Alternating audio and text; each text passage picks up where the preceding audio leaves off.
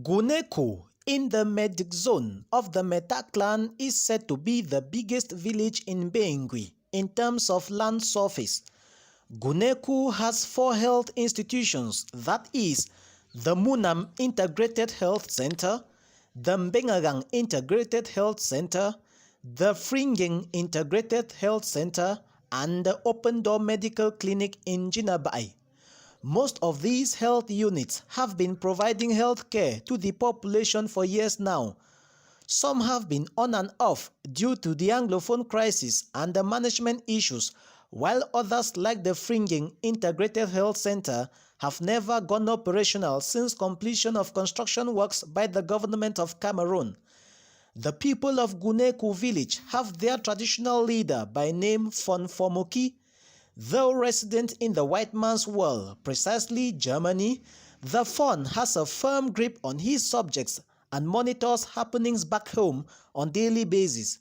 Recently, the Fon and the Guneko Cultural and Development Association (GUDECA) dispatched a team to the field to monitor the situation of healthcare provision in the entire village, with special focus on the challenges faced by the various health facilities in the village. Ladies and gentlemen, welcome to Guneko village. Of course, it is the biggest village in Bengui Central Subdivision, in Mumu Division, in the northwest region of the country.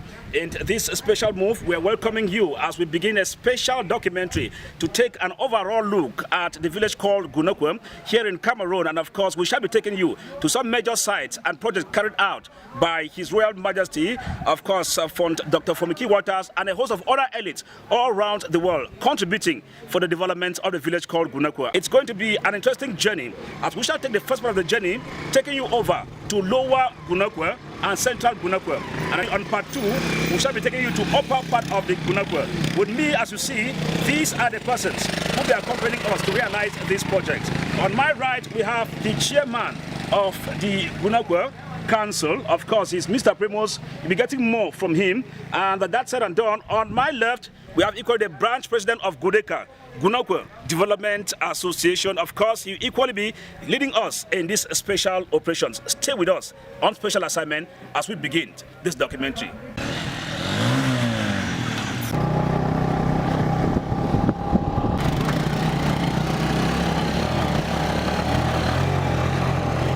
On Wednesday, February 3rd, 2021, the team descended to Lower Guneko, where there exists the Munam Integrated Health Center.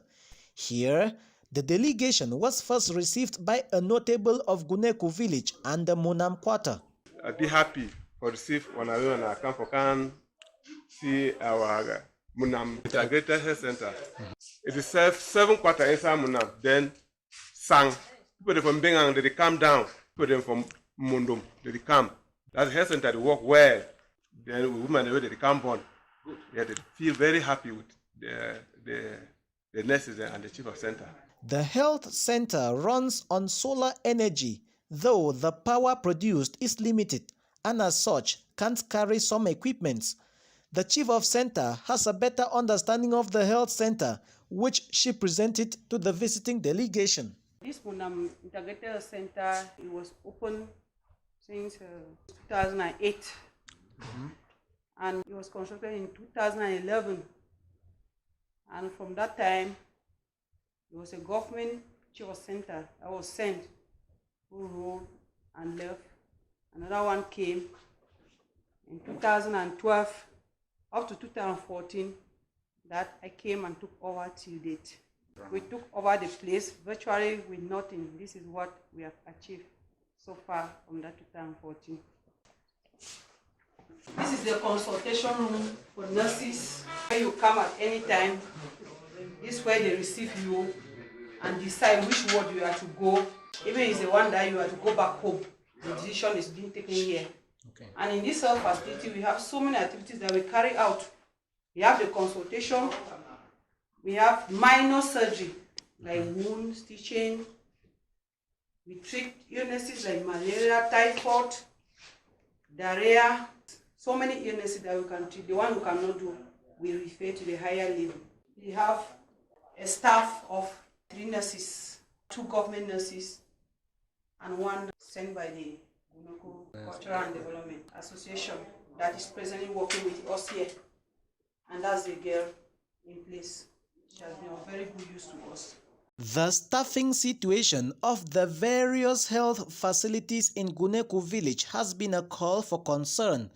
To remedy the situation, the Guneku Cultural and Development Association (GUDECA) USA branch in December 2020 recruited a nurse to reduce the workload of the handful of nurses that have been at the Munam Integrated Health Center for years now. We met her in active service and she's happy with her job. No, it's going well. At least the people are welcoming. So they are making work very easy for me. Why did you choose and accept that offer to come to a rural area as such instead of probably the big hospitals in cities? Yes, now getting a job in cities is not easy. So since I'm from Meta, so since I was offered a job here, I decided to come since they are my people. And you are ready that at the end of the contract that you sign, you may want to renew it? Yes, I'll renew it. Our tour around the Munam Integrated Health Center will then continue as the Chief of Center took us to the various departments that make up the health facility. At every stop, she gave explanations. Here is a lab, and this is the person in charge of the lab. She's the microscopist. She was trained in Bengui for 10 months. Since government could not send us a lab technician, so the health facility decided to send her for training. That was 2016. Since 2016, she has been working here with us. I'm carrying some of the lab tests, not really all because all the machines are not available. The only machine that I have here is microscope. We need more of the lab reagent. I know with the government they cannot accept us to use a biochemistry machine because it's that machine that produces most of the lab tests. Amongst the several tests that you conduct here, what are the common illnesses many of the patients suffer from? Typhoid, malaria, bacterial infection like STDs.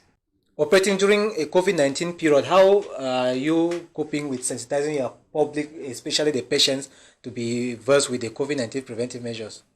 Where we sensitize them in a congregation and meeting place where we meet, we sensitize them to come for screening. Some of them come, but not all are really coming. This is a minor surgery room that we carry out some of the operations, like stitching of wounds, dressing of wounds. And in this minor surgery, we lack some of the equipment. Like for example, this is the tap, we are struggling to repair it. That we can just be washing and doing everything. So there are broken pipes all around. You need also money to really put in so that we can take up the project again. So there's no water there? Yes, if you open it, you will flow the whole of the floor. And then we like the trays to put forceps. We lack forceps to carry out dressing. These are the few that we have here. And the trays for working, these are the ones that we use. And we use what is good for us to use is the silver type that you can sterilize. And we don't have that autoclave to sterilize the equipment. And since there's no electricity here, if there's a solar autoclave that we can sterilize equipment before using, then we'll be very happy. In the surgical room also, you know, most people when they have the accident in the remote area and this time of crisis, most of them don't even pay their bills, they don't have money. So most of the things we use on them, the materials end up like that, they don't pay.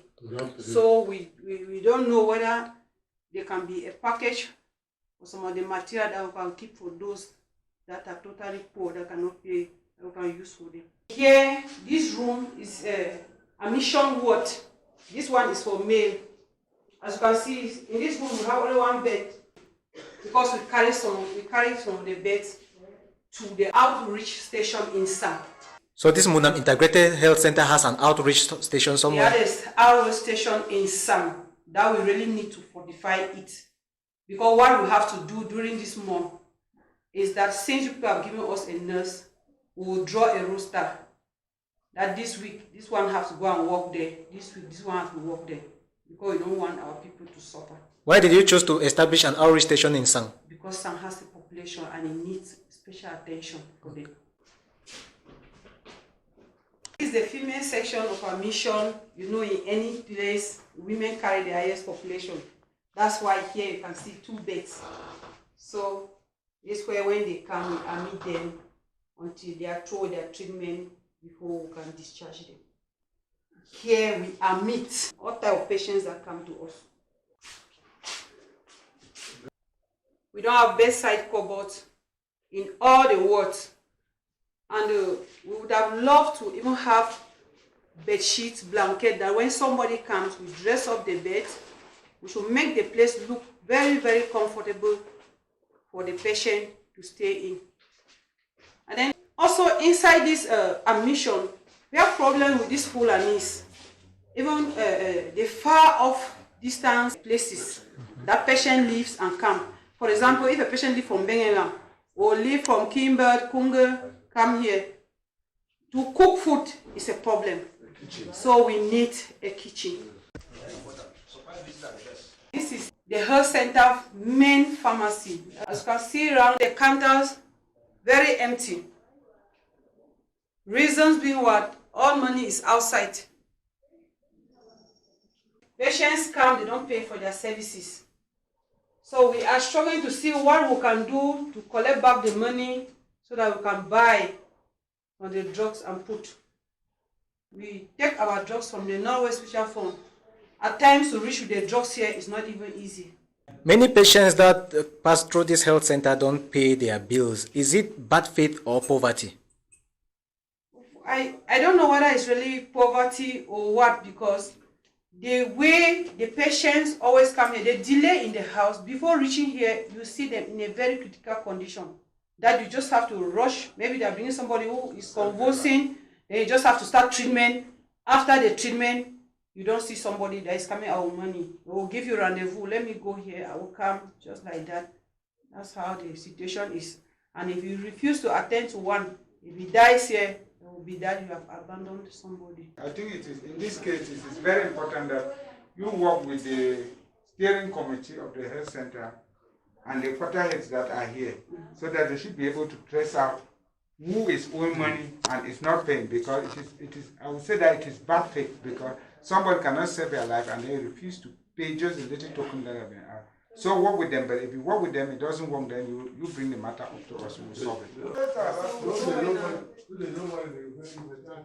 This is a vaccination hall, called antenatal hall, that will receive all the pregnant women, the children for vaccine. As you can see, these benches is not even ours, it's owned by the Presbyterian Church. So we don't have benches. This is a television. This solar system does not carry this one.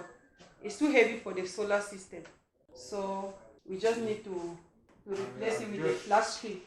We need a fridge, a solar fridge, so that we can store vaccines. Because the day of vaccination, it is showing that you have to rush to Mengwi, go and collect, and come. And most of the time when I want to reach at 12.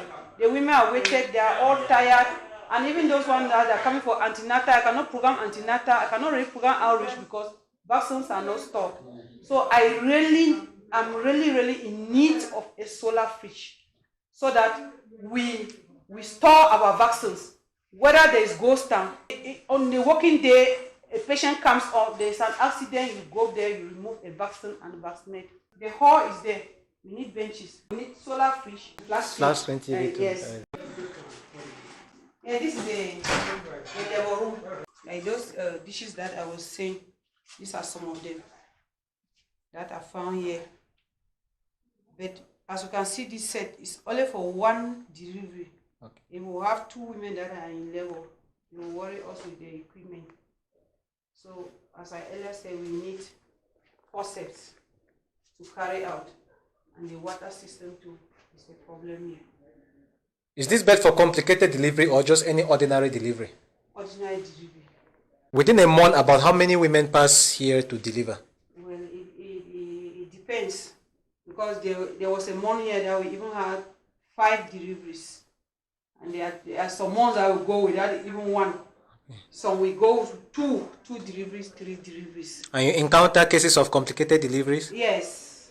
Encounter postpartum hemorrhage.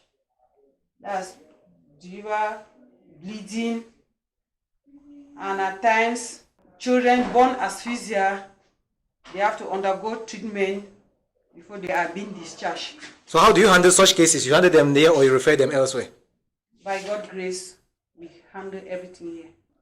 For the past 2 years, I've not referred. There's only one that 2020 that came with as this we call neonatal tetanus. That was trying to express in the baby. We send the baby to the nursery. From that, the rest we have been managed here. This is the maternity. The maternity section.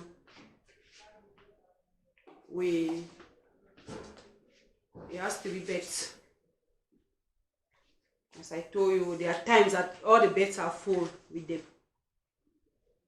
But we lack bedside covers for them to put their carpet. Because when they are all in here, the whole place is just crowded. Here we need bedside cupboards. We need bed sheets that we can dress up their beds.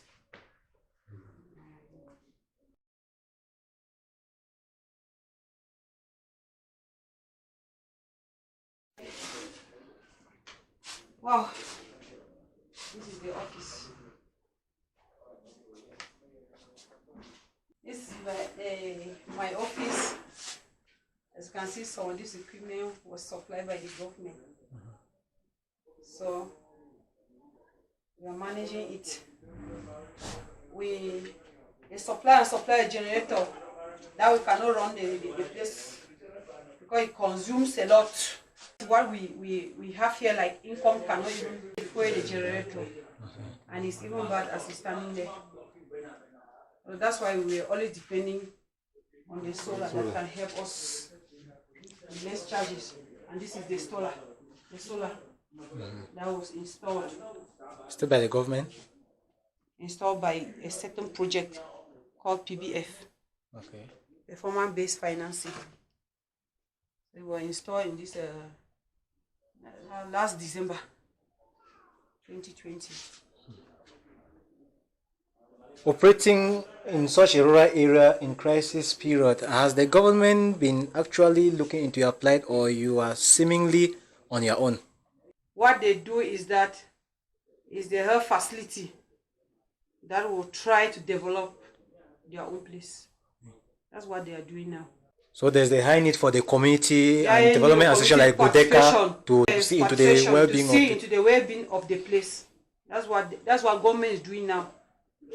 The community need to come in with serious participation to take up the place. Some officials like you working in such an area will tend to look for transfer to go to urban areas, but you seem to be contented working in such a remote area, Munam.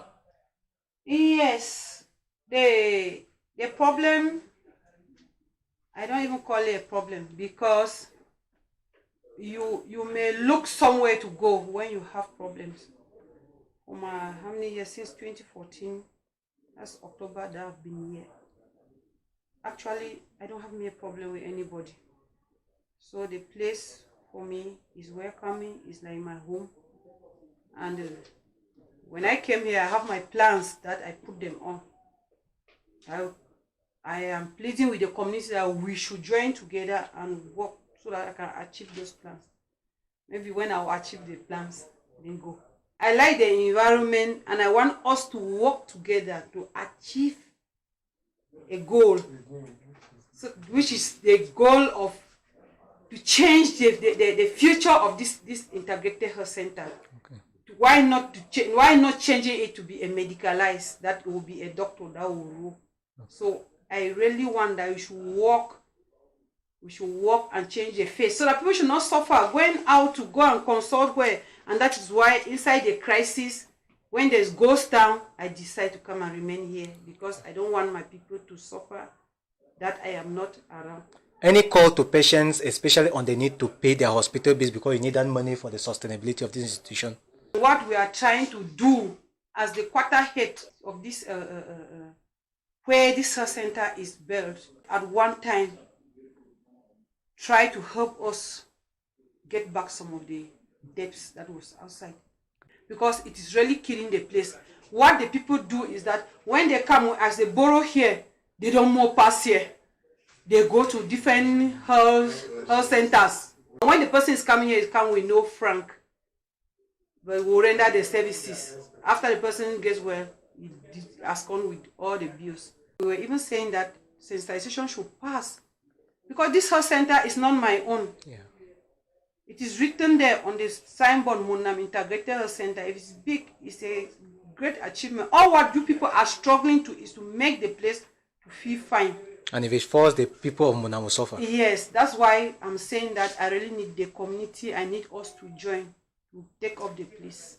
As explained earlier, in an effort to reach out to the needy population with healthcare provision, the Munam Integrated Health Center of recent established an extension unit in Sang, a neighboring community having a reasonable population. Upon our return from Munam, we made a stop at the extension unit in Sang to ascertain how the place is faring. On seat to receive us was the lone staff of the unit. I'm the one in charge here. So I admit and I receive patients, but the difficulty that I had is just that my drugs, they are not really enough because of the crisis. We have shortage of drugs. And since it's a newly open place here in Sam and Jinsam, so it is really try to improve, because some patients they left from Besi coming, so the Fulanis also they are coming, and even Gunono, and even here in Sam. So mostly here in Sam, and some even in Munam, and even some in Jindo. So yes, they are coming here and admitted here, and they went successfully. Except the case that I cannot handle, I refer. About how many patients come here per working day? The days I mostly work is on Fridays. Okay. Yes. So on Friday I can receive like 5 patients. From the patients that have been coming here and the illnesses they've been suffering from, is there a need for this extension unit of the Munam Integrated Health Center to be improved upon? Yeah, the place is really improving, because like even as they just open consultation and the admitted place for what. So, but some women they are for ANC, Okay. pregnant women. So there's no place for them to deliver. So their beds they are not available.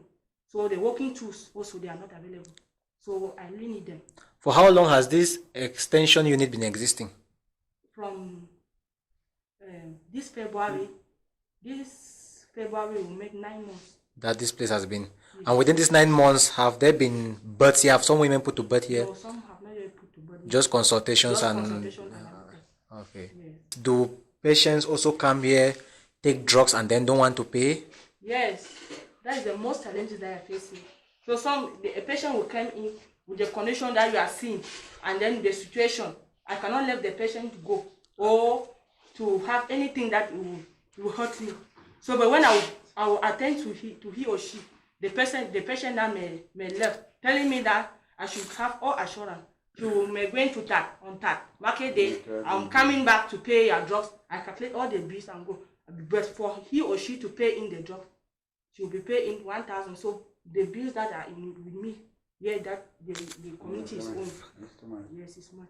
Okay, madam. This is like an advice I'm giving, that it is but good that you work with the community leaders here and the quarter area so that they can quickly grab this money from the people whom you have rescued their life and give you back, right?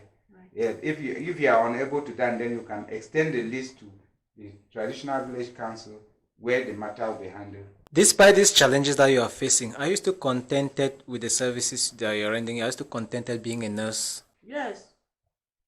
In any situation, you have to endure.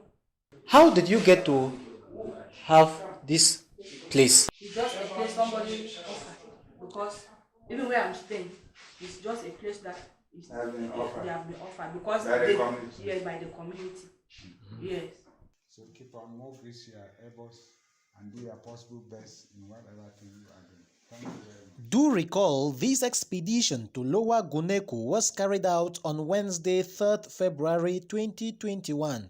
Having seen the reality on the ground and giving a voice to the workers and beneficiary population to express their worries, it is now time for the people of goodwill, especially Guneku's sons and daughters, in and out of the country to put their heads together and see how these worries expressed can be addressed for the betterment of the living standards of the villages. In our next series, we shall be taking you to Upper Guneku to see the situation of the Mbengagang Integrated Health Center and the Fringing Integrated Health Center. Thanks for watching.